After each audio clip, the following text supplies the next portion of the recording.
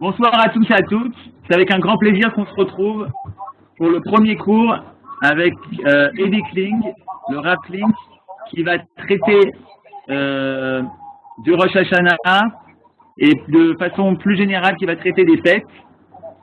Si vous revisionnez ce cours sur Internet, sachez que le premier cours sera revisionné et sera mis sur YouTube et peut-être que les prochains cours seront mis que sur le site.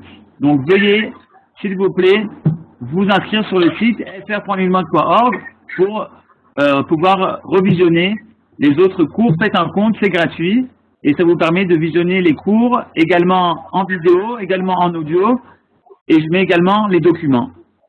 Voilà, je laisse la parole au Rav Kling, on peut commencer.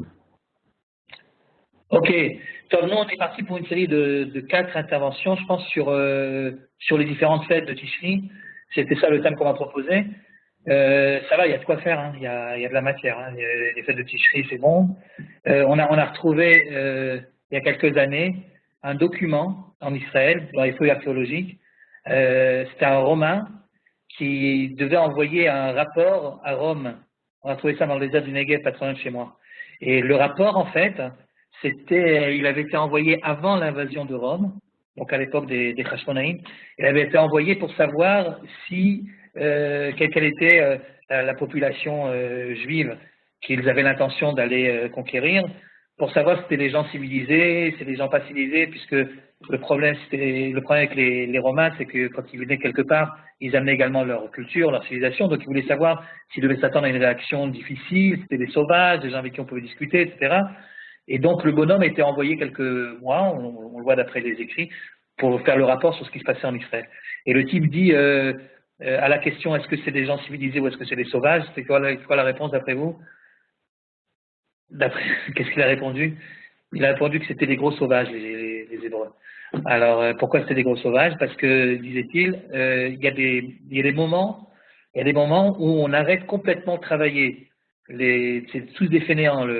Une fois dans la semaine, une fois tous les 7 jours, tout le monde s'arrête. Mais tout le monde s'arrête, c'est-à-dire tout le monde, pas seulement les citoyens, les esclaves. Il n'y a rien qui fonctionne, les magasins sont fermés, etc. On ne peut pas faire on peut pas construire quelque chose de civilisé avec des gens pareils. Et puis, dit-il, c'est comme ça qu'il termine son truc, il y a des mois dans l'année où ils ont plus de jours fériés que de jours ouvrables.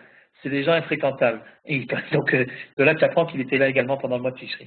Le mois de Tishri, c'est un mois, en effet, qui est très, très chargé. Et donc, on va commencer par le commencement, on va parler un petit peu de Rosh Hashanah. J'ai décidé de commencer par parler du Moussaf de Rosh Hashanah. C'est une façon comme une autre d'aborder la fête. Et puis, comme vous le savez, la prière de Moussaf de Rosh Hashanah, c'est une prière un petit peu particulière.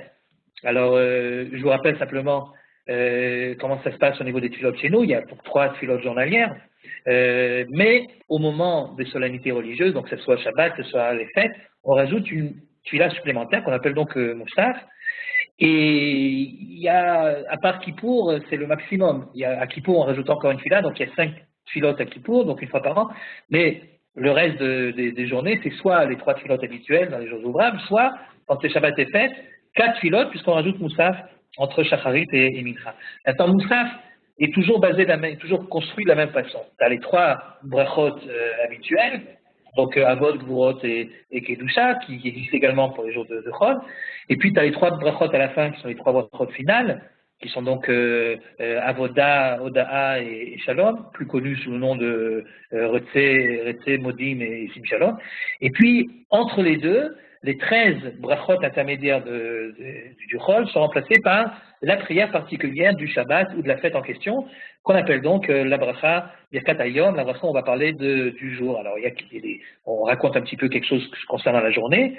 Et puis, en général, on parle également du korban particulier qu'on apportait ces jours de fête et le Shabbat, et qui s'appelait Moussaf, d'où le nom donc de la prière également, qui vient à la place de ce korban supplémentaire, korban Moussaf. Et alors, ce qui se passe à Rosh Hashanah, c'est que, bizarrement, la tefila de Moussaf n'a rien à voir avec les tefilot de Moussaf habituelles. C'est-à-dire, au lieu qu'on ait 7 brachot, les 3 habituels du début, les 3 habituels de la fin, et la bracha du milieu, qui est la bracha du jour, qui est Kedushat Hayom, là, tout d'un coup, il y a 9 brachot, comme vous le savez. Donc, il y a 3 d'avant, 3 après, et puis au milieu, il y en a 3.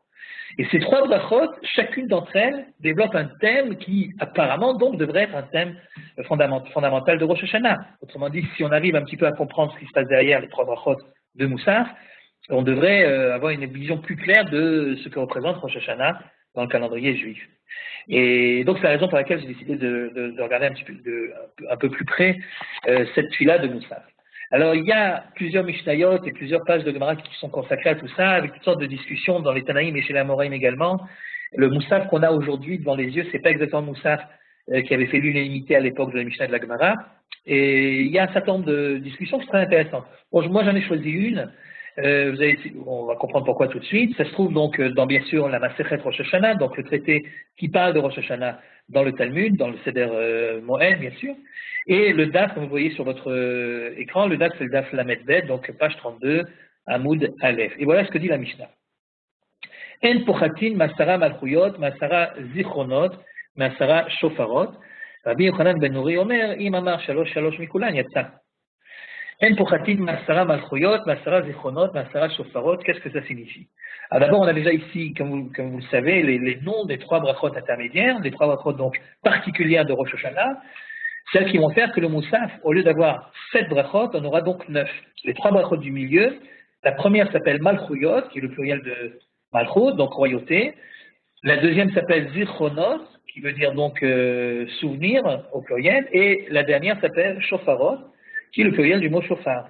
Donc, il semblerait que les trois thèmes principaux, je ne sais pas s'il faut dire les trois thèmes, en tout cas 3 thèmes principaux de Rosh Hashanah, ce serait donc les Malchuyot, les Zichronot et les Shofarot. C'est la première chose qu'on voit évidemment de cette Mishnah. Et la deuxième chose qu'on voit, c'est En Pochatim Asara, qui veut dire littéralement, on ne diminue pas en deçà des 10. En Pochatim, on ne fait pas pachot, on ne fait pas moins que 10. Que 10 Malchuyot, que 10 Zichronot, que 10 Shofarot. Alors là, ça demande une explication un peu plus soutenue. C'est quoi les 10? De quels 10 on parle? Vous pouvez m'aider? C'est quoi les 10? Quelqu'un sait? On parle de quoi ici? Oui. Allez-y, intervenez. Comme ça, je sais que vous me suivez, quoi. Vous savez, quand on fait un cours sur le... Pardon? Monsieur Pedman, il va intervenir, je crois. Non, allez-y, monsieur Pedman. Non, je ne veux pas intervenir, mais j'ai une image fixe, j'ai un problème. Je ne vois pas le Rav parler. Chez nous, ça marche bien. Ça va être notre connexion qui est... Alors, repose la question, Elie. Ouais, non, je disais, qu'est-ce que, à votre avis, signifie la phrase En pochatin asara malchuyot? On ne fait pas moins, on ne diminue pas, moins que 10 malchuyot, que 10 zichronot et que 10 shofarot. 10 quoi exactement? De quoi est-ce qu'on parle? Donc, étant bien entendu que malchuyot, zichronot et shofarot, c'est les titres des trois brachot intermédiaires de Moussaf. Alors, écoutez, je vous dis. Moi, ce que je me rappelle, c'est les versets. Il faut 10 versets. C'est ça? Oui, c'est les 10 versets, ouais. C'est-à-dire que chacune des brachot en question, elle est composée finalement de 2 parties. Une première partie où on parle du thème en question, donc Malchuyot, Zichronot, Shofarot. Donc on raconte un petit peu qu'est-ce qu'on entend par là. Évidemment, cette partie-là est une partie très importante. Et puis une fois qu'on a terminé, vers la fin, comme ça, presque entièrement à la fin, on donne 10 versets qui illustrent l'idée. Donc il y a des versets d'illustration. Et la Mishnah nous dit, ces versets d'illustration, il doit y en avoir 10, pas moins. Il n'y a pas écrit pas plus, il n'y a écrit pas moins. C'est-à-dire le minimum pour pouvoir parler gentiment des Malchuyot, c'est d'amener 10 versets du Tanakh qui en parlent. La même chose pour les Zichronot, la même chose pour les Shofarot. Rabbi Yochanan ben Nuri, il n'est pas tout à fait d'accord avec ça. Shalosh mikulan yatsa, si on en dit 3 à 3, ça suffit. 3 à 3, ça suffit. Donc apparemment, ce qui est clair, c'est que c'est moins que 10. Ce qui est un petit peu moins clair, c'est qu'est-ce qu'il entend par 3 à 3? Est-ce que ça veut dire qu'il faut 3 versets par bracha, donc en tout 9 versets? Et à ce moment-là, il ne fait pas une grande réduction, quoi. La différence entre l'avis premier de la Mishnah et Rabbi Yochanan, c'est donc un seul verset, puisque 3 fois 3, ça fait 9. Ou alors, ce qu'il veut dire, c'est 3 3, il veut dire 1 par brachot, comme il y a 3 brachot, en tout, ça ferait 3. Bon, c'est pas très clair ce qu'il veut dire par là, la Gemara va en parler, mais c'est pas la Gemara qu'on va étudier, nous. Nous, on va s'occuper des 10 versets, qui est finalement ce que la halakha a retenu, puisque si vous ouvrez votre margin, vous verrez qu'il y a en effet 10 versets pour chaque bracha. D'ailleurs, si jamais c'est déjà prêt, mon cher Yohan, peut-être qu'avant de lire la Gemara, on peut vérifier qu'il y a en effet 10 versets et pour chacune des brachot dans le texte. Alors, qu'est-ce que je vois là? C'est très mal sorti, mais c'est pas grave. Ah non, il y a des lettres qui sont les unes sur les autres, on voit pas grand-chose. Bon, ben, je sais pas, quelqu'un voit mieux ou il y a que moi qui vois tordu ou il y a... C'est un problème, c'est moi le problème ou c'est le problème de la feuille, Johan? C'est pareil chez moi. C'est pareil chez vous. Bon, bah alors, ok. Ah, bah alors, chez moi aussi, c'est pareil, c'est moi qui ai un problème, je vais mettre ça en quelques secondes. Continue la Gemara. On revient sur la Gemara alors. Alors juste, je vous dis, ouais, bon d'accord. On verra donc tout à l'heure quand la page sera rétablie que les 10 versets qui doivent illustrer chacun des thèmes sont donnés dans l'ordre suivant. Il y a d'abord 3 versets de la Torah, 3 versets du Chumash donc, qui sont bien sûr liés au thème. Ensuite, on apporte 3 versets des Ketuvim, et ensuite 3 versets des Nevi'im, ça fait donc 9. Et enfin, on termine par un autre verset de la Torah. Donc finalement, il y aura 4 versets de la Torah sur les 10. Et le dernier verset de la Torah, il vient à la fin, une sorte de conclusion, quoi. En général, c'est un verset un peu plus fort que les plus intense, si vous voulez, plus fort que les autres. Donc, en tout cas, il s'agit des versets, ça c'est clair, des versets qui viennent illustrer les différents thèmes. Alors, on va donc prendre la Gemara ensemble. Regardez ce que dit la Gemara. Gemara. Alors la Gemara, c'est très simple, elle apparaît là où il y a écrit Gemara. Comme ça, c'est plus facile pour tout le monde. Okay. Donc là où il y a Gemara, c'est la Gemara. Hane asara malchuyot keneged mi.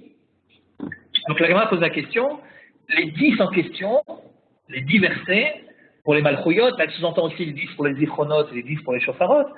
Keneged mi, c'est en fonction de quoi?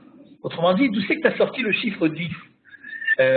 Si tu me dis qu'il y a un chiffre minimum à respecter au niveau du nombre de versets qui doivent illustrer le thème, c'est que tu as une idée derrière la tête.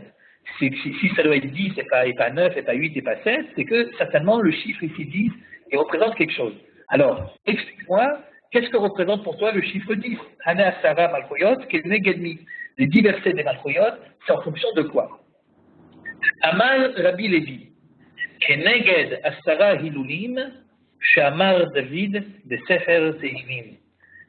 C'est à cause des Rabbi Levi, des 10 Hilulim, des 10 Alléluia, des 10 loués Dieu, Shamar David de Sefer Tehillim, que David a utilisé dans son livre des Tehillim. Il y aurait donc 10 fois Alléluia dans le livre des Tehillim. Alors pour toutes ceux et surtout toutes celles qui ont l'habitude de lire les Tehillim régulièrement, certaines le termine en un mois, d'autres en une semaine, d'autres en une journée. Mais enfin, c'est devenu très, très à la mode, et heureusement, de lire les Tehillim. Donc, vous avez bien compris qu'il y a un problème. Pourquoi il y a un problème? Il y a un problème. Pourquoi il y a un problème? Parce que le nombre de Alléluia dans le livre de Tehillim, il est largement supérieur au chiffre 10. Il y a beaucoup plus que 10 Alléluia. Donc, alors, la Gemara, enfin plutôt Rashi, explique tout de suite de quoi il s'agit. Il ne s'agit pas de 10 Alléluia qu'il y aurait dans tous les livres de Tehillim, bien sûr, mais il s'agit des 10 Alléluia qu'il y aurait dans le dernier psaume. Le dernier, le psaume 150, le fameux Alléluia, Alléluia de Kotsho, Alléluia Kiaouzo, il y aurait 10 fois le terme, non pas Alléluia vraiment, mais Alléluia, c'est-à-dire louer Dieu, chantez-le, etc. Ça serait écrit 10 fois. Et donc, si on avait le temps maintenant, on devrait faire ce que tout bon juif doit faire, c'est-à-dire quand le rabbin dit quelque chose, eh bien, vérifier que c'est bien vrai. Donc, normalement, si on avait le temps, on ouvrirait donc le livre des Tehillim, on regarderait le dernier chapitre et on vérifierait qu'il y a bien 10 fois Alléluia, louer Dieu, dans le dernier chapitre. Bon, la vérité, on n'a pas le temps de le faire, et puis heureusement, parce que si on l'avait fait, on se serait aperçu qu'il n'y en a pas 10, mais qu'il y en a 13. C'est très embêtant, c'est très ennuyeux. La vérité, c'est très embêtant. Mais bon, peut-être qu'on peut s'en sortir. Sans doute que la Gemara, ce qu'elle voulait dire, c'est qu'il y a 10 Alléluia, c'est-à-dire louez-le avec, c'est vrai que David, à la fin de son chapitre, de son livre, dans le dernier chapitre, il incite les lecteurs à se joindre à lui pour louer Akadosh Baruch Hu. Et en fait, dans ce chapitre-là, qui est un chapitre assez court, hein, c'est le chapitre qu'on lit après le Ashrei Yoshve Betecha tous les matins. On lit un certain nombre de Alléluia. En fait, c'est les derniers chapitres du livre. Et le dernier des derniers, le dernier chapitre vraiment, eh bien, c'est celui où David simplement dit aux gens, prenez tout ce que vous avez sous la main, et puis accompagnez-moi dans la louange d'Hachem. Alléluia, beteka shofar, alléluia, benevel bechinor, alléluia, betofu machol. Prenez un tof, prenez un kinor, prenez un instrument de musique quelconque, ce que vous avez, et louez Dieu. Puis à la fin, il dira, kol haneshama tehalelia, alléluia. Kol haneshama, c'est-à-dire, laisse parler ton âme, et que toute ton âme loue Hachem avec moi. Alors, si tu comptes tous les Alléluia, Beteka Shofar, Alléluia, Benevel, Bechinor, Alléluia, Betof, Machol, etc., et bien, en effet, il y en a 10. Et seulement, il ne faut pas compter le premier Alléluia, et puis les deux derniers, Kolanshmat et Alléluia, Alléluia, et on arrive à 10. Bon, en tout cas, pour Rabbi Lévi, les 10 versets qu'on doit apporter pour illustrer les Malchouyot, ou les Zichronot, ou les Shofarot, eh bien, ce sont 10 versets qui viennent parce qu'il y a eu 10 appels, 10 incitations à la louange d'Hachem par David Ameler dans le dernier des psaumes. Ouais. Quelle est la question qu'il faut absolument se poser quand on lit ce genre de choses?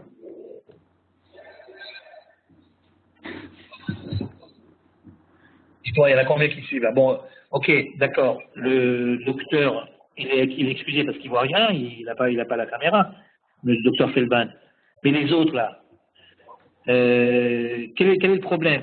Quel est le problème quand on dit quel est le problème quand Rabbi Lévi dit c'est à cause des 10 fois où il y a écrit Alléluia? Alors, Amram. Non, d'abord il y en a 13, ok, bon, on a expliqué que sans doute il parlait des 10 qui est au milieu, d'accord, ça vient. Mais à part ça, bon, disons qu'il y en a vraiment 10, ok? Quel est le problème? La Gemara, elle dit, quand tu me dis qu'il faut 10 versets, tu penses à quoi? Et Rabbi Lévi dit, je pense aux 10 Alléluia. J'ai la question, quel est le rapport? Quel rapport entre les... Bon, il a dit 10 fois Alléluia, admettons. Et alors parce qu'il a 10 fois Alléluia, il faut dire 10 versets pour Matroyot, des Shofarot. On parle de Rosh Hashanah ici. On ne parle pas des Télim.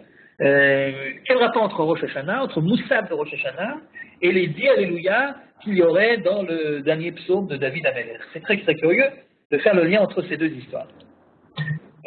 Parce qu'il comprenait, il s'agit... Ce ne serait pas une histoire de Minyan où chaque homme représente une malchoute. Chaque homme représente quoi? Chaque homme Oui. Chaque membre du Minyan représente une malchoute à lui tout seul.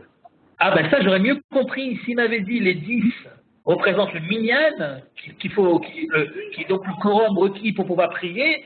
J'aurais compris parce qu'en effet on parle ici de prière, on parle de l'homme qui se trouve vis-à-vis d'Hachem, et peut-être que les 10 versets représenteraient donc les 10 juifs qui participent au Minyan. Mais ce n'est pas du tout ce que dit Rabbi Lévi, il ne parle pas du Minyan, il parle des 10 Alléluia de David dans le psaume. Donc la question se pose en effet sur Rabbi Lévi. Bien sûr, moi aussi j'aurais dit comme ça. Moi j'aurais préféré qu'on dise les 10 hommes du Minyan, et puis bon, il y a d'autres 10 dans le judaïsme. Mais là, on a l'impression que c'est un petit peu déconnecté du sujet, quoi. 10 Alléluia. Ah, 10 Alléluia. Et s'il avait dit, comme les 10 équipes, comme les 10 membres d'une équipe de foot, si tu comptes pas le gardien de but, ça aurait été plus ou moins pareil, quoi. On ne comprend pas trop le rapport entre le thème et la réponse de Rabbi Lévi. Oui, même il y a plein d'autres endroits où il y a 10. Il aurait pu dire comme les 10 commandements ou les 10 Maroc. D'accord. Après, bon, il faut expliquer aussi les autres réponses. Mais en tout cas, cette réponse-là a l'air vraiment déconnectée. Alors, continuons. Amar Rabbi Lévi, donc, Keneged Asara Ilolim chez Amar David Besefer Tehillim. Très bien. Et question de la Gemara, Ilolim Touva Havou, c'est la question que je vous ai posée tout à l'heure, mais il y a quand même beaucoup plus d'Alléluia que 10 dans le Sefer de Tehillim. Et réponse, Anach Dirti Behu Allélu Beteka Shofar, on parle des 10 qu'il y a autour du verset Allélu Beteka Shofar, c'est-à-dire en effet dans ce dernier psaume. Et en disant les 10 qui est autour du verset Allélu Beteka Shofar, il y a une sorte de début de réponse à la question qu'on a posée, bien sûr. Pourquoi? Parce qu'on n'a pas pris n'importe quel Allélu, on a pris le Allélu qui est autour du Shofar. Le Shofar étant, bien sûr, le thème récurrent de Rosh Hashanah, ou un des thèmes récurrents de Rosh Hashanah. En tout cas, la mitzvah de Rosh Hashanah, c'est la mitzvah de Tkiyat Shofar. C'est le jour de Rosh Hashanah est d'ailleurs appelé comme ça, Yom Teruah.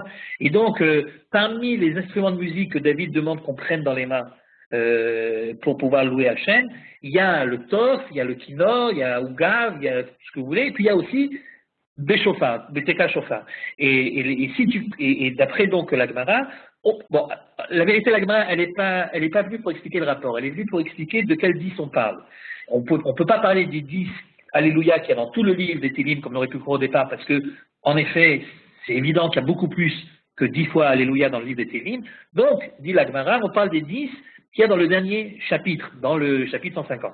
Mais pour dire qu'on parle de ces 10-là, elle ne dit pas on parle des 10 qu'il y a dans le dernier chapitre, elle dit qu'on parle des 10 qu'il y a autour de Alléluia Beteka Shofar, et en disant ça, je suppose qu'elle va également nous dire, tu vois, il y a quand même un rapport avec Rosh Hashanah. Mais enfin, entre nous, le rapport est un petit peu tiré par les cheveux. C'est pas parce qu'il y a écrit Alléluia Beteka Shofar, que obligatoirement on compte le nombre de Alléluia, on arrive à 10, et à cause de ça, il faut dire 10 versets pour les Malchoyot, les Zichronot et les Shofarot. Il y a quand même quelque chose qui manque dans cette explication. C'est peut-être une piste, vous voyez, c'est une direction, mais c'est pas encore très profond.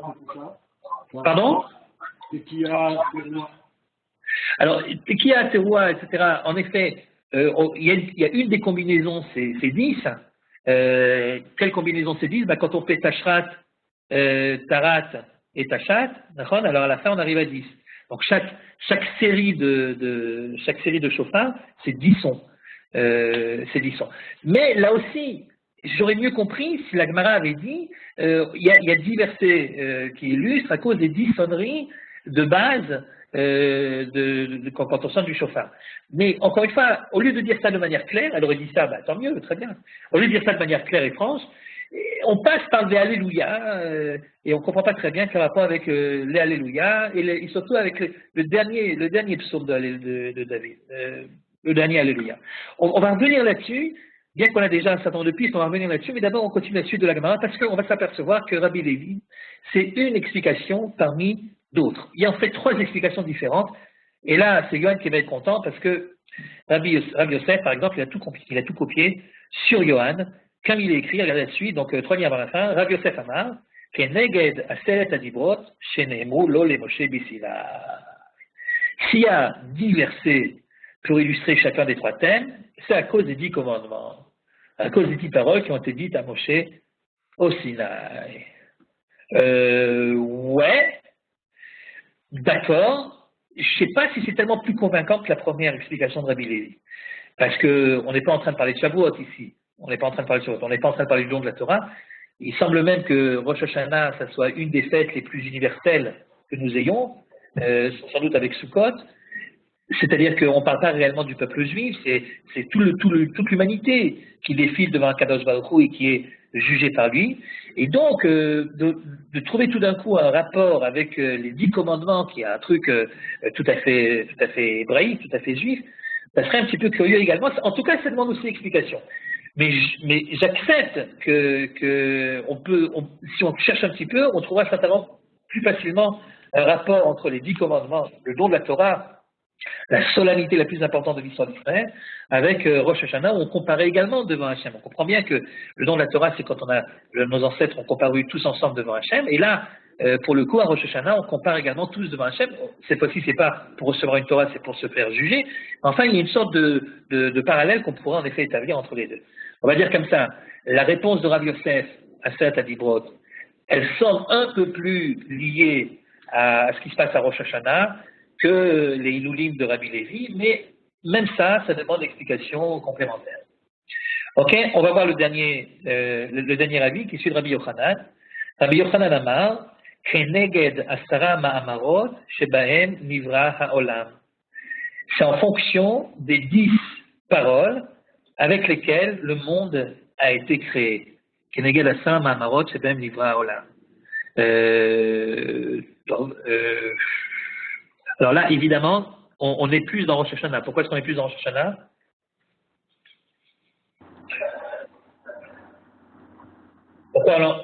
Pourquoi ici, on ne peut pas poser la question quel rapport? Le rapport, il saute aux yeux. Parce que La création du monde. Oui, parce que Rosh Hashanah, c'est apparemment la création du monde. Quoique, mais ça demanderait une explication, un développement pour lui-même, quoique cette idée que Rosh Hashanah, c'est la création du monde, c'est une idée qui n'apparaît pas dans la Torah. Dans la Torah, vous êtes écrit à nulle part que le premier Tishri, le monde a été créé. Si vous lisez le premier chapitre de la Torah, il n'y a pas écrit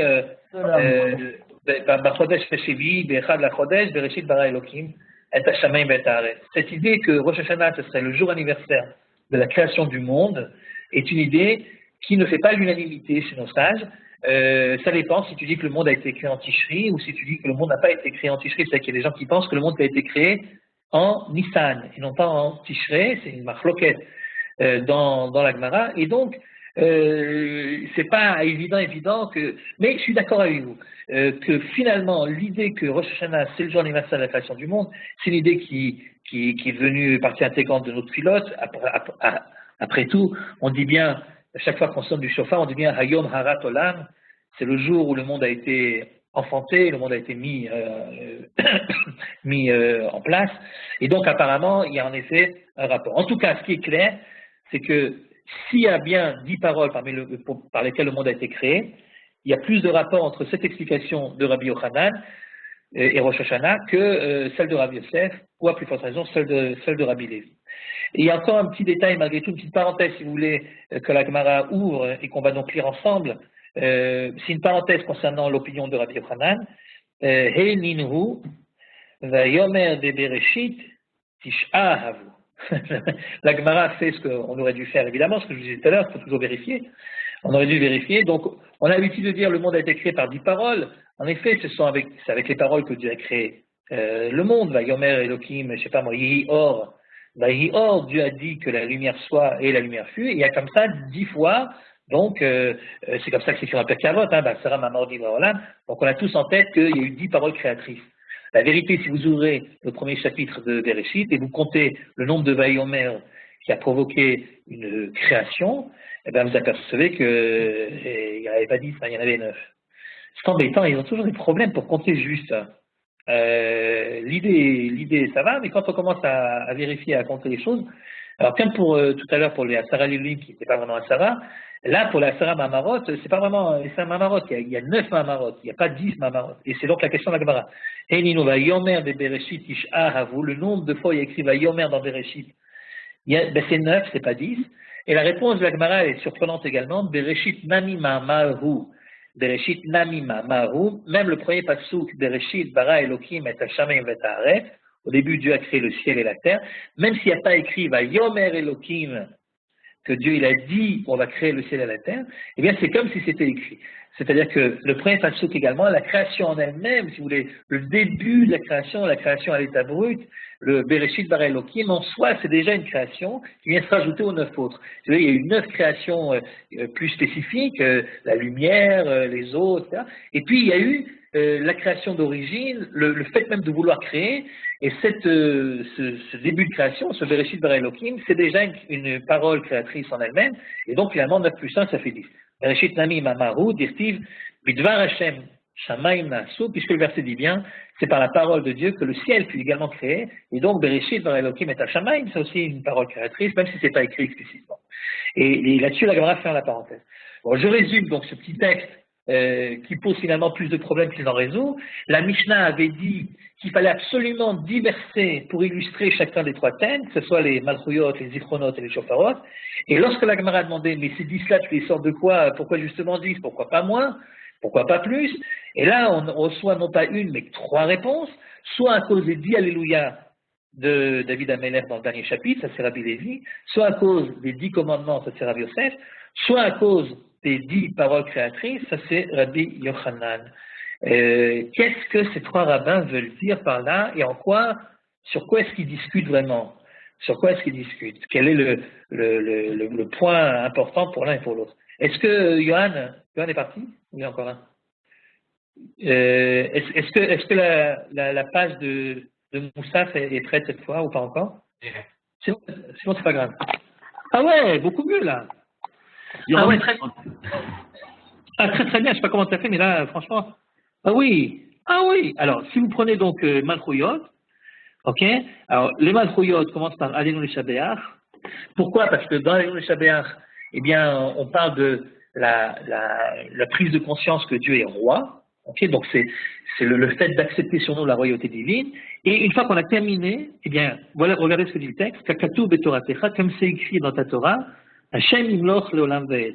Veneemar, deuxième verset, Lo ibit aven de Yaakov, lo ramar b'Israël, Hashem le kavimo utuat melech. Bon. Et enfin, le troisième verset, Veneemar ba'i bishurun melech. Donc, il y a 3 psukim, 3 versets de la Torah, du Chumash, Donc le thème principal, c'est la royauté divine. Juste après, B'divrei Kodshecha, Katuv les morts. Divrei Kodshecha, c'est les Ketuvim, c'est pas les Nevi'im, c'est les Ketuvim, c'est-à-dire, bon, il se trouve qu'ici ce sont des psukim qui sont tirés des Tehillim, qui Hashem Amlocha Moshe Bagoïm, Hashem Malach Geout Lavesh, Lavesh Hashem Ozitazar, et enfin, bon, tout ça c'est considéré comme un seul Benemar, Fou Shem Rachechem Vinasu Pitre Olam Vayavo Melech HaKavod. Donc en fait, il y a plus que 3 psukim parce que dans le dernier, c'est où Shem Rachechem Vinasu Pitre Olam Vayavo Melech HaKavod, les psukim qui suivent, c'est également des psukim de royauté, sauf qu'ils ont appelé ça un seul verset parce que c'est le même contexte, c'est le même chapitre de Tehillim. Donc finalement, il y a 3 références, si vous voulez. C'est pas vraiment 3 versets, mais c'est 3 références des Nevi'im, comme il y avait 3 références de la Torah. Et après, Valiede Abadecha Nevi'im Katoublément, après il y a donc les 3 références des Nevi'im, comme Hashem Elech Israël, ou de Goalo, Hashem Tzot, Ani Rishon Yachol, ou Mirah En, Elohim, Benemar, Balouch, etc. Donc il y en a 3. Et puis à la fin, au Vetoratra, Katoublément, Shema Israël, Hashem Elohim, Hashem Echad. Donc le 10e verset, le verset, si vous voulez, plus fort que les autres, qui montre la Kabbalat Ol, Malchut, Shamaïn, même si le mot Melech n'apparaît pas, tout le monde sait que lorsque le peuple juif déclare « Écoute Israël, l'Éternel est notre Dieu l'Éternel », c'est comme si on acceptait sur nous la royauté divine, et c'est donc évidemment le verset qui a été choisi pour clôturer toute cette série de 10 versets. Donc remarquez comment est-ce que les choses sont faites. Il y a 3 versets de la Torah, 3 versets des Ketuvim, 3 versets des Nevi'im, et ensuite un dernier verset qui est un verset du Chumash qui vient récapituler tout ça. Exactement pareil pour la suite. Si on peut défiler la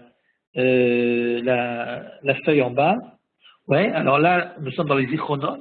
Alors ça commence, bon, j'ai pas voulu bien sûr écrire toute la fila parce qu'elle est un peu longue, hein, ça dure longtemps, mais ça commence par Atal Zocher Maaseh Avot, etc. Donc on raconte qu'est-ce qu'on entend par Zichronot, de quoi donc faut-il se souvenir. Pour l'instant, il n'y a pas de verset, c'est uniquement donc une explication, une analyse, si vous voulez, du thème de Zichronot, et ensuite à la fin, on arrive à la même chose avec les versets. Donc, Akato Betoratecha, l'histoire Elohim et Noir, on commence par le premier Zikaron, qui est le Zikaron de ce qui s'est passé, si vous voulez, la première alliance conclue avec l'humanité, c'était l'alliance du Maboul, l'alliance de Noir. Voilà, et puis ensuite, deuxième passou, il s'est souvenu de l'alliance, cette fois-ci, il s'agit de l'alliance faite avec Abraham, Yitzhak et Yaakov pour sauver le peuple juif. Et enfin, Zachar, Ted Veriti Yaakov, Va Ted Veriti Yitzhak, Va Ted Veriti Abraham, Ezkor, Va Ret Ezkor, à propos de le souvenir pour la suite. Ces 3 versets qui sont 3 versets donc du Chumash. La même chose ensuite, B'divrei Kodshecha, on prend 3 versets des Tehillim, en fait donc des Ketuvim, et enfin 3 versets des Nevi'im, alors Bekarata, Bozon, Yerushalm, etc. Et à la fin, le dernier verset, regardez, c'est juste à la fin, Vekayem lanu Hashem Elokeinu et Shel Tzatan Betoratecha, Alidei Moshe Avdecha, Nivi Kvodecha Kamur, Vezacharti lahem Brit Rishonim. Voilà donc un verset qui vient du Chumash, et on termine par Baruch Hashem Zocher Abrit. Donc là aussi c'est la même structure, 3 du Chumash, 3 des Ketuvim, 3 des Nevi'im, et le dernier qui est un verset du Chumash également. Si on déroule encore une fois, Yohan, je vais mettre encore une fois la contribution, si on déroule encore la feuille, pour les shofarot, Yohan, pour les shofarot, il bosse dur Yohan ce soir. Si tu peux l'aider, voilà, exactement. Alors pour les shofarot, la même chose. C'est le texte où il n'y a pas de verset, c'est le texte qui vient développer l'idée, le thème des shofarot, du shofar, qu'est-ce que le shofar signifie réellement, et ensuite les versets qui parlent du shofar, 3 versets. Vous voyez, alors évidemment, les versets du shofar dans le Chumash, c'est des versets qui sont liés à Matan Torah, puisque le shofar, le shofar prend une place importante dans le don de la Torah. Peut-être que ça nous ramène à Seret HaDibrot tout à l'heure.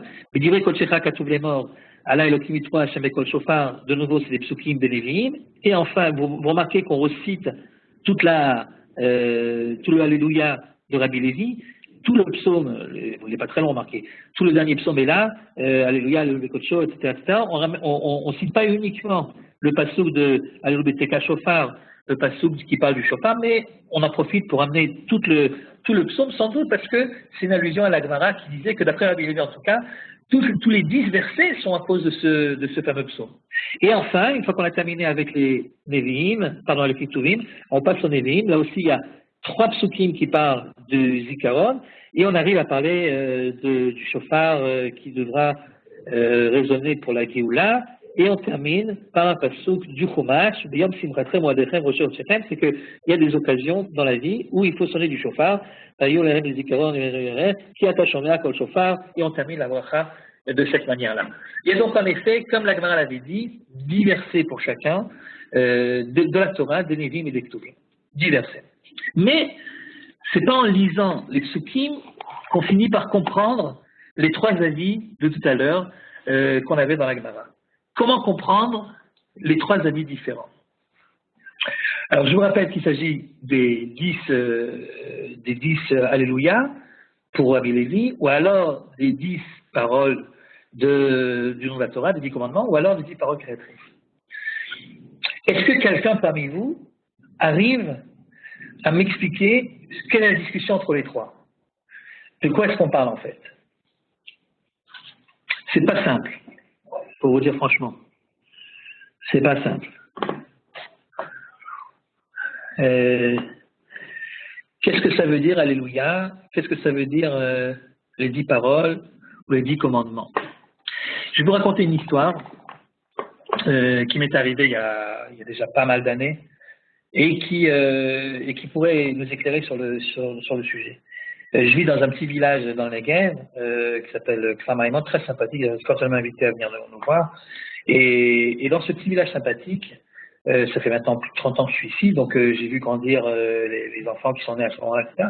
Et à un moment, il y a une des familles du village, le père qui me téléphone, il me dit, écoute, il y a ma fille qui veut te parler, sa fille avait 18, 19 ans, je sais plus, et elle me dit, il faut que je vienne te parler, j'ai un grand problème. Et quand elle arrive, elle me parle de sa crise de foi. Sa crise de foi, je parle de la crise de foi, non pas médicale, mais la crise de foi à foi, quoi. Et donc, elle me dit, voilà, je suis très embêté, j'aime beaucoup la vie du village, c'est un village religieux chez nous, donc les gens sont chambrés Shabbat, je suppose qu'ils mangent cachère tous, enfin je pense, et voilà, donc c'est un village, il n'y a pas de voiture, Shabbat, voilà. Et donc elle me dit, j'aime beaucoup la vie du village parce que j'aime bien le côté toranique de ce village, et j'adore aller au Beth Knesset par exemple, j'aime beaucoup l'ambiance là-bas. Par contre, je suis très embêté parce que je sais que le ciel est vide. Comme ça, elle me dit, je sais que le ciel est vide. Je sais que le ciel est vide, ça veut dire, je sais que Dieu n'existe pas. Et alors, me dit-elle, je suis très embêté parce que c'est une fille qui avait appris dans les Ulpénotes du pays, donc elle savait qu'il y avait une mitzvah de croire, d'après Maïmonide, une mitzvah de croire en Dieu. Et dit-elle, je ne sais pas comment on fait pour croire, explique-moi. J'ai envie d'appliquer cette mitzvah parce que tu vois, j'ai pas envie de tout lâcher.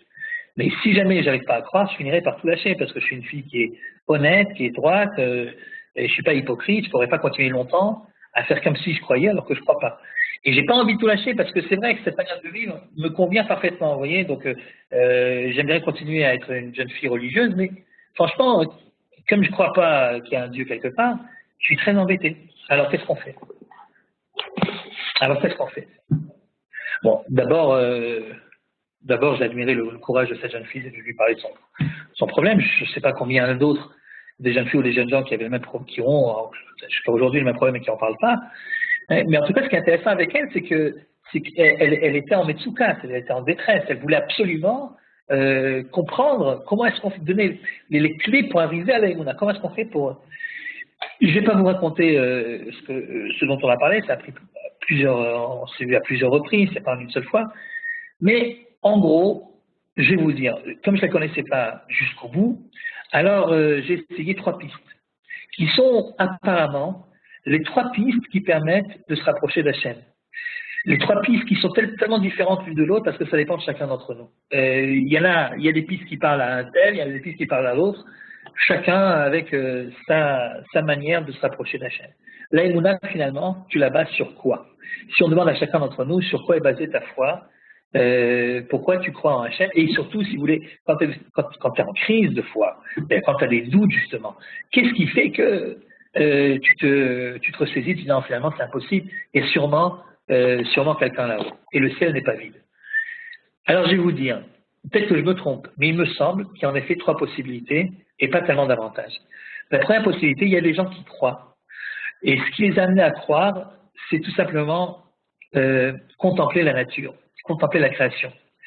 c'est que cette création du monde qui nous entoure, ce monde-là est tellement parfait, est tellement chaque chose à sa place, et plus on étudie les sciences, et plus on voit à quel point tout ça est fait avec une énorme intelligence, donc certains croyants arrivent à la foi par l'observation de ces lois naturelles immuables et qui sont tellement précises, tellement précises. C'est que la capacité qu'on a de voir, d'entendre, de réfléchir, enfin tout ça, ça ne peut pas être le fruit du hasard. Sûrement, il y a quelqu'un derrière. Il peut y avoir de montres, c'est un peu l'horloger qui l'a créé. Donc la contemplation sur la nature peut amener à la croyance. C'est en tout cas ce que pensait, par exemple, M. Albert Einstein, qui, à plusieurs reprises, quand on lui demandait s'il était croyant ou pas, il disait « je suis croyant », et non seulement je suis croyant, disait-il, mais je pense que c'est plus facile de nos jours de croire qu'à l'époque, parce que aujourd'hui, quand tu vois la nature qui nous entoure, tu sais, grâce à nos appareils, on peut voir l'infiniment petit, tu sais finalement qu'on est tous de la même famille. À l'époque, tu voyais un papillon, une marguerite, un arbre, un lion et un être humain et une étoile, et tu disais c'est tellement différent l'un de l'autre que ça ne peut pas provenir de la même fabrique. Aujourd'hui, tu sais que quand tu regardes avec un microscope toutes ces choses-là, tu arrives finalement à la même conclusion que ça vient d'atomes, etc. Et puis simplement, c'est des cellules qui sont arrangées différemment, mais à la base c'est pareil. Alors tu te dis, ben, finalement, il y a la même fabrique. Donc il y a les gens qui sont croyants, mais leur foi provient du fait qu'ils sont ébahis par la précision et par l'intelligence supérieure qui est à l'origine de la création du monde. Bien, première possibilité. Comme je ne connaissais pas la fille, alors je vais parler également de celle-ci en disant peut-être que c'est ça qui va la réveiller. Je me suis complètement planté, c'est pas du tout ça. Mais heureusement que j'avais deux autres possibilités. Donc deuxième possibilité. Deuxième possibilité. Qui dit ça, non? Ouais, le Rambam, bien sûr. Le Rambam, il pense en effet que la perfection du monde mène les gens à croire qu'il y a quelqu'un derrière. Bon, c'est une idée qui est bien sûr et heureusement répandue chez nos frères humains, que ce soit les juifs, que ce soit les autres. Il y a énormément de gens qui arrivent à croire parce qu'ils se disent c'est impossible. Toute autre théorie qui expliquerait le monde est une théorie qui ne tient pas la route. Statistiquement, c'est pas possible que tout ça soit le fruit du hasard, c'est trop précis, c'est trop précis pour ça. Bien, première possibilité. Deuxième possibilité, ce qui fait en sorte que le bonhomme peut arriver à la Emouna, c'est l'étude. C'est l'étude de quoi? Non pas du monde, mais du texte, plutôt des textes. C'est-à-dire de comprendre à quel point le message de la Torah est infini, à quel point ce petit texte, finalement, de 5 livres, a donné cours à des civilisations entières qui ont été créées à partir de ce livre-là, des commentaires énormes, des commentaires, des sifriotes, des bibliothèques énormes, etc. Ça ne peut pas être l'œuvre de quelqu'un d'humain. L'étude de la Torah, quelquefois, peut, chez certains, amener, en effet, à la Emouna. Et je connais personnellement des gens qui m'ont dit que lorsqu'ils ont un coup comme ça de doute, qui se disent peut-être que je fais fausse route, etc., eh bien, ils rentrent dans une yeshiva, ils voient les gens étudier, ils regardent le nombre de livres, ils en prennent un hasard, et le fait même d'être en contact avec cette masse d'idées profondes qui toutes proviennent finalement du même petit texte, c'est ça qui les renforce dans leur émouna. C'est un argument qui ne parle pas à tout le monde, mais qui parle à un certain nombre d'entre nous. Donc ce serait la Torah elle-même qui serait on ne peut pas dire la preuve, c'est pas une preuve, en toi qui serait la méthode pour pouvoir renforcer sa émouna. Donc tu contemples le monde, ou alors tu te mets à étudier. Et puis il y a des gens que ce n'est pas l'étude qui leur parle. Il y a des gens qui arrivent à la émouna par des expériences personnelles qui les transforment de l'intérieur. C'est pas par l'intellect que ça se passe, c'est par le sentiment que ça se passe. Il s'est passé un truc, il leur est arrivé quelque chose, ils ont vu quelque chose, ils ont senti quelque chose, c'est peut-être l'expression la plus juste, ils ont senti quelque chose, et ce sentiment-là, pour eux, ça ne fait pas de doute que ça veut dire qu'il y a quelqu'un derrière. Alors, c'est un truc en général, une expérience qui est très difficile, comme toutes les expériences, à faire passer à quelqu'un d'autre qui n'a pas vécu la même expérience. Mais il y a énormément de gens parmi nous qui sont arrivés à la Emouna parce qu'ils ont ressenti quelque chose à un moment donné de leur histoire. C'est-à-dire, si vous voulez, cette prise de conscience de la présence d'Hachem ne proviendrait pas d'une réflexion à partir d'un texte ou d'une contemplation des secrets de l'univers, mais proviendrait d'un sentiment, d'un vécu, de quelque chose d'existentiel finalement qui fait qu'ils sont arrivés à la conclusion que c'est pas possible que ce soit autrement. C'est cette expérimentation, si vous voulez, de l'infini. Quand ça nous arrive, eh bien, on ne se met pas à étudier un chapitre de Gemara. Quand ça nous arrive, on se met à chanter, figurez-vous. On se met à chanter, on se met à danser. Ou plutôt, ceux qui chantent et ceux qui dansent, c'est ceux qui expriment leur attachement à Dieu par le sentiment, beaucoup plus que par la raison. Si vous me permettez, on pourrait classer ces trois chemins différents pour la petite histoire, la jeune fille en question, c'est évidemment la troisième des rêves qui était la bonne, et pas les deux premières. Je dis évidemment parce que c'est aujourd'hui assez fréquent, que c'est précisément le sentiment, la prise de conscience qu'il se passe quelque chose, une sorte d'expérience, j'allais dire, presque mystique, qui fait que le bonhomme arrive à croire. En tout cas, si on veut donc essayer de classer un petit peu les trois réponses, je dirais la chose suivante. La première réponse, c'est-à-dire celle qui met l'accent sur la nature, sur la contemplation des secrets de la nature, si vous voulez, sur le côté scientifique des choses, eh bien, c'est un chemin, c'est une rubrique pour elle-même. Les deux autres, c'est-à-dire celle qui voit dans la Torah elle-même la source de la Emouna, et celle qui voit dans l'expérience mystique la source de la Emouna, les deux dernières sont plus liées l'une à l'autre. Même s'ils sont différentes l'une de l'autre, elles sont malgré tout plus liées l'une que la première.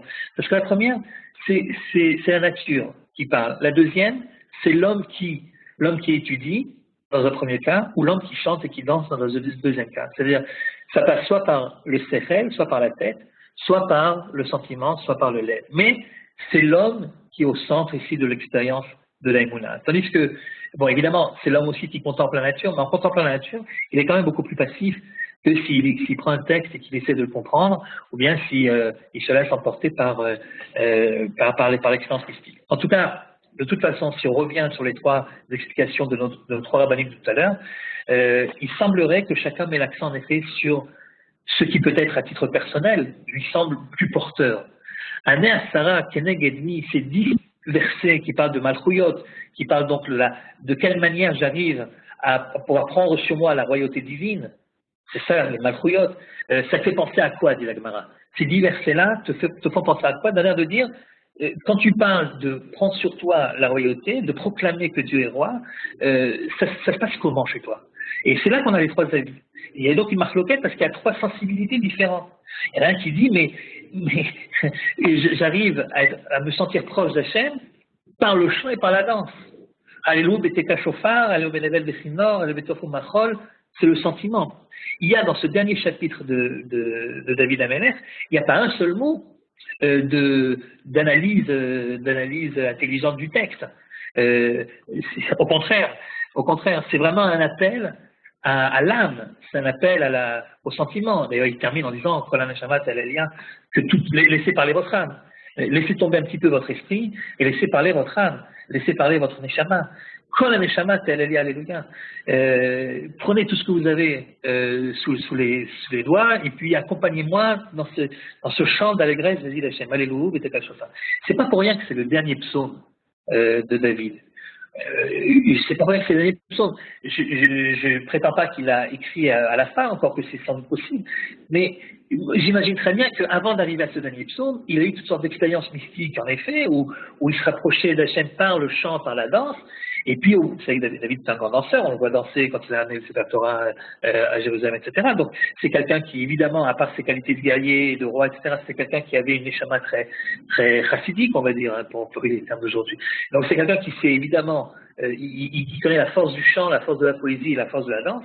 Et quand il arrive, donc, il essaye de nous faire partager son expérience mystique dans les différents psaumes qu'il a écrits. Et puis à la fin, je l'imagine avec se réveiller à minuit, comme il faisait d'habitude, écrire des psaumes parce qu'ils se sont proches d'Hachem, d'écrire des chants donc, où sa Neshama s'exprime, et essayer de nous convaincre de participer, nous aussi, à son expérience.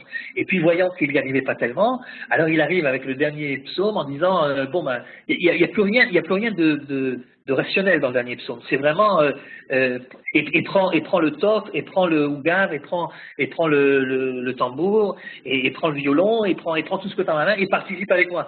Il n'y a pas ici un essai de la part de David de nous convaincre intellectuellement que Dieu existe et qu'il est présent, et que ça vaut la peine d'essayer de se rapprocher de lui, mais simplement il essaie de nous convaincre par la contagion de son expérience. Moi, je suis en train de vivre quelque chose d'extraordinaire, je suis en train de m'élever et de me sentir très proche d'Hachem. Faites comme moi, prenez ce que vous avez autour de vous et venez, on participe tous à la gloire d'Hachem. Alléluia, alléluia, alléluia, alléluia. Kol HaNeshama, il termine par ce Kol HaNeshama qui est le cri du cœur, ou plutôt le cri de l'âme, et qui dit, je ne comprends pas qu'est-ce qu'on pourrait faire de mieux que de l'aller avec Hachem. C'est là qu'on se sent réellement le plus proche possible de Dieu. Ça, c'est la première possibilité. C'est le sentiment qui parle.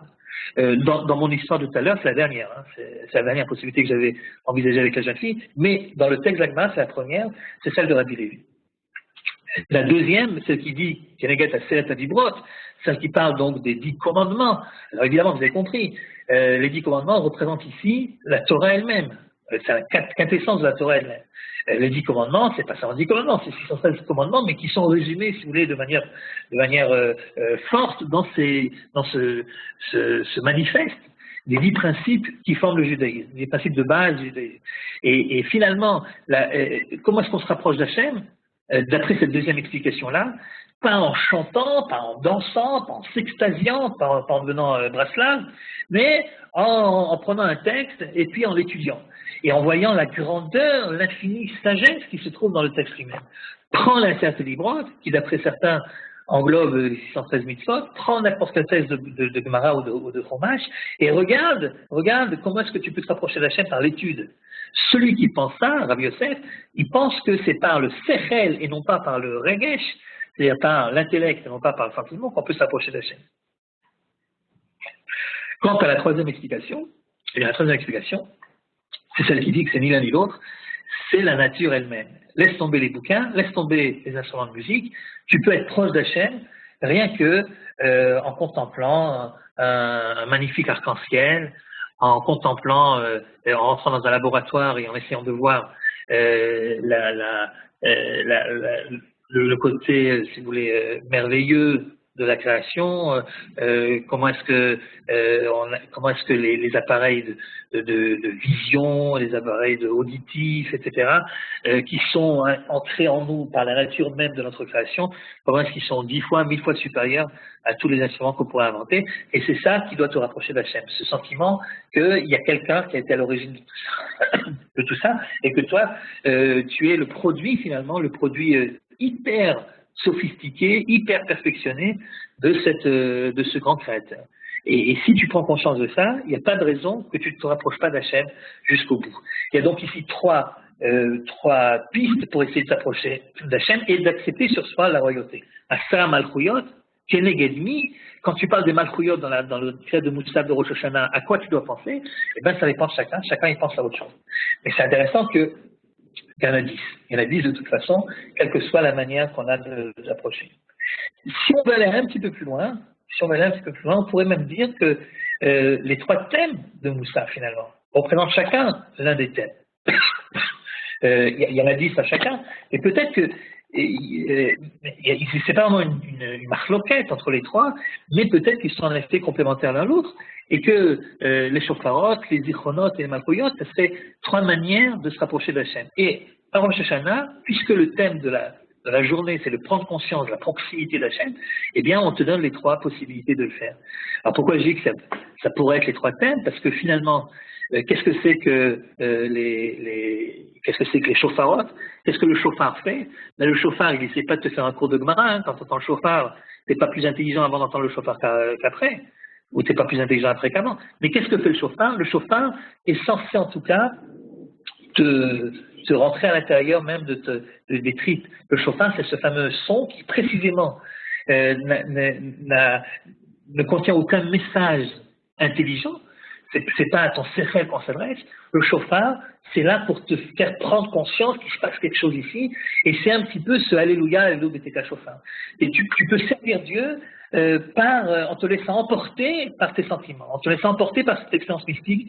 Le chauffard, évidemment, c'est très compliqué à comprendre comment est-ce que les choses se passent. Enfin, on a tous vécu ça, même si c'est pas chaque sonnerie de chauffard. En tout cas, j'espère, on a vécu ça à un moment ou à un autre, surtout en général dans le dernier chauffard de Kippour, mais même dans les chauffards de Rosh Hashanah. Après tout, il y a tellement de Yiratson, surtout chez Sfardim d'ailleurs. Les Sfardim, ils sont bien gentils, ils font un moussaf assez rapide, je dois dire. Ça m'arrive de prier souvent chez les Sfardim à cause de ça. Mais alors, avant qu'ils te sortent le premier son du chauffard, ils te sortent la Neshama, justement. Il y a plein de Yiratson, il y a plein de Leshem Yichud, et vas-y que je dise le psaume 7 fois et 49 fois, etc. Mais finalement, toutes ces préparations, c'est pas des préparations intellectuelles, c'est des préparations du sentiment. Et puis finalement, le chauffard finalement finit par sortir, et là tout d'un coup, il y a toute la communauté qui, de manière inexplicable précisément, se retrouve en communion avec la présence d'Hachem. Et ça, le chauffard, ça serait donc à mettre sur le même plan que le Rabbi Lévi qui nous dit Alléluia, Alléluia, Alléluia. C'est l'expérience mystique qui va nous rapprocher d'Hachem plus qu'autre chose. Les zichronotes, par définition, les zikaron, ça demande un effort intellectuel. Surtout quand on a mon âge, les enfants, où là, tout d'un coup, tu te dis que pour avoir un zikaron, il faut vraiment travailler dessus. C'est pas si simple que ça. Quoique ma mère, par exemple, que Dieu lui prête jusqu'à 120 ans, elle, Dafka, elle a une mémoire elle se rappelle des trucs, mais souvent chez les personnes âgées, on se rappelle davantage de ce qui s'est passé il y a très longtemps que de ce qui s'est passé hier ou avant-hier. Je ne sais pas expliquer pourquoi, mais c'est comme ça. En tout cas, se souvenir de quelque chose qui devrait être marquant, c'est un effort du sechel. Ça fait partie de ce que normalement tu es capable ou tu devrais être capable de faire en te concentrant. Alors, ça n'a plus rien à voir avec laisser parler tes sentiments. C'est pas du tout dans le sentiment qu'il s'agit. Ça, c'est une question de réflexion et essayer de te rappeler des moments importants de ton existence à titre individuel ou, comme c'est le cas à Rosh Hashanah dans la fête de Messah, de se rappeler des grands moments de l'histoire de l'humanité qui ont marqué le lien entre Dieu et le monde, entre Dieu et l'homme. Que ce soit Noah, que ce soit ensuite le long de la Torah, ou plus tard l'époque messianique. En tout cas, il y a ici un effort de zikaron, c'est-à-dire faisons le point. Qu'est-ce qui est important, qu'est-ce qui est moins important, qu'est-ce qui est essentiel, qu'est-ce qui va me rattacher réellement à Maïmouna.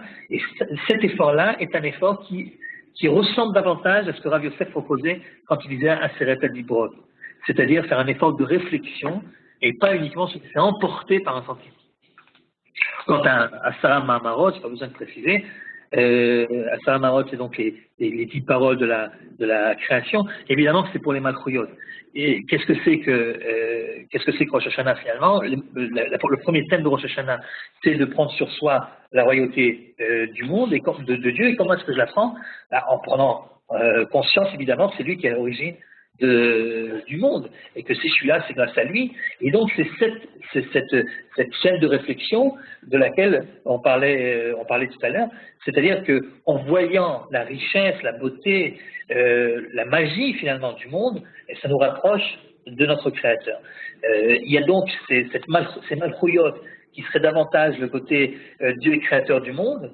Il y a les zichronotes qui est Dieu est proche de moi parce que j'arrive à comprendre à quel point l'histoire de l'humanité s'approche de plus en plus de la présence divine. Et puis il y a les shofarot où là je suis proche d'Hachem parce que je laisse mon sentiment parler.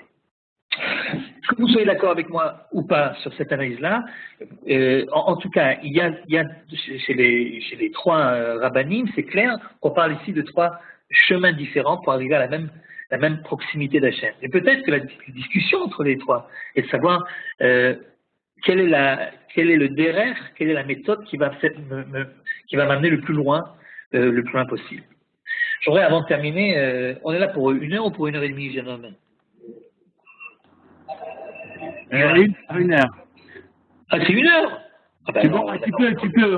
Ça dépend des participants, mais ils sont un peu endormis, j'ai l'impression. Non, je vais te dire, non, c'est-à-dire la fin, bon, on peut, comme on a une série de 4 cours, on peut très bien laisser ça pour la fin, d'autant que je peux pas le faire en 3 minutes, c'est-à-dire, si c'était 1h30, ouais, mais si c'est 1 heure, je pense que il vaut mieux qu'on s'arrête là, parce que la dernière partie du texte, le texte que tu n'as pas encore montré sur l'écran, est une sorte de complément à ce qu'on vient de dire, mais avec une approche qui ouvre, si vous voulez, de nouvelles ouvertures, mais ça serait donc pour la fois prochaine. Et on terminera là-dessus, puis on continuera sur Yom Kippour. Voilà, bah écoutez, je vous remercie beaucoup. Attends, j'ai demandé ceux qui veulent, s'ils sont d'accord, on va s'arrêter là, pour ce soir. Moi j'avais une question qui est peut-être, on va en parler la semaine prochaine, mais il y a un ordre dans la Gemara. Est-ce que de cet ordre, on peut apprendre quelque chose, quoi? C'est que c'est Rabbi Lévi qui est le premier à parler. Ouais. C'est ça que tu demandes. Est-ce que le fait qu'on commence par Alléluia, est-ce que ça veut dire quelque chose? Ouais. C'est ça que tu demandes. Écoute, à mon avis, non. Mais je dis à mon avis non parce que j'ai pas compris, je vois pas très bien pourquoi est-ce que ça devrait commencer comme ça plutôt qu'autrement, tu vois. Il est possible qu'il y ait quelque chose derrière, mais que c'est moi qui n'ai pas compris. Mais à mon avis, je pense pas qu'il y ait ici une importance dans l'ordre. Il s'agit de présenter trois manières qui se valent finalement. Et je vais te dire la vérité. Comme avec l'histoire de la jeune fille en question. Ça se vaut parce que c'est tellement subjectif, parce que c'est tellement dépendant de la sensibilité de chacun d'entre nous. Et que finalement, ce que la Tfila de Moussa de Rosh Hashanah vient nous dire, c'est que c'est pas important comment tu y arrives. Mais l'important, c'est d'essayer, une fois par an en tout cas, de faire le point de manière très sincère. Où est-ce que tu en es de tes relations avec Hachem? Et dans quelle mesure tu peux encore les améliorer? Voilà, on te propose 3 pistes. Prends celle qui t'arrange le plus, celle qui correspond le plus à ta personnalité, et essaye. T'as tout le temps devant toi, c'est un jour de Yom Tov, c'est un jour de Din, c'est le moment de te remettre en question et d'essayer, chacun d'entre nous, d'arriver le plus possible à arriver jusqu'au Kisei HaKavod, de se rapprocher et des Matrouyot et des Zichronot et des Shofarot. Ok, merci Elie. Et les questions? Ouais, bah allez-y. Le fait que le 10 puisse faire référence à une notion d'unité, c'est peut-être aussi les 3 en même temps. Il n'y a peut-être pas de choix à faire. Suivant les moments, il va y avoir des moments où peut-être quelque chose à l'un qu'à l'autre.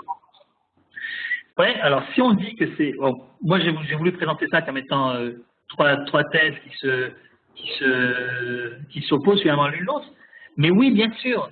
Il se peut très bien que dans une même personne, il y a des moments, mais vous l'avez dit vous-même, à ce moment-là, c'est une question non, il y a des moments où je serai plus sensible à cette manière-là ou à telle autre. Et ces moments, parce que finalement, nous-mêmes, nous sommes un être dynamique, donc on se développe et on réagit différemment suivant les circonstances de notre existence, suivant ce qu'on a en face de nous, etc. Donc, il est en effet possible. C'est en fait ce que la Gemara te présente. C'est, comme d'habitude, ces 3 thèses qui sont bien définies pour être différentes l'une de l'autre. Mais ça ne veut pas dire, évidemment, qu'il faille faire le choix entre l'un et l'autre. Mais je suis absolument d'accord avec vous. On peut très bien, peut-être pas simultanément, on peut très bien, consécutivement, y arriver, soit là, soit là, soit là. Ouais. D'autres questions? Moi, j'avais une question.